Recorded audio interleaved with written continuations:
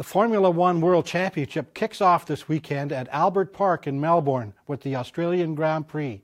And if you're looking to pick a championship from just one race, I think there's only 5 teams to choose from. You have Red Bull, you have Mercedes, you have Ferrari, you have Lotus, and you have McLaren.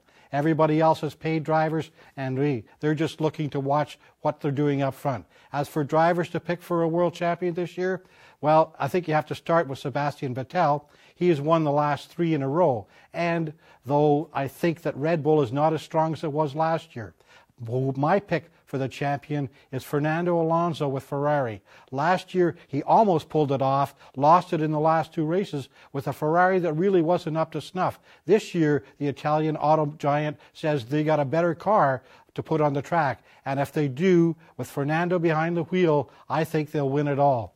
There are other suggestions of who will Jenson Button bounce back with McLaren. Can they be a top team this year without Lewis Hamilton? And speaking of Lewis Hamilton, he's with Mercedes, and he's got something to prove. He has been fast all through testing, had the top speeds all week long in a test at Barcelona last week, and he's hungry. He wants to add to that one championship he already has. The dark horse for me is Kimi Räikkönen with Lotus. The Renault power on that team was surprisingly good last year, and I expect to be just as good this year. So those are my choices anyway. This is the Dean of Speed, Dean McNulty for the Toronto Sun.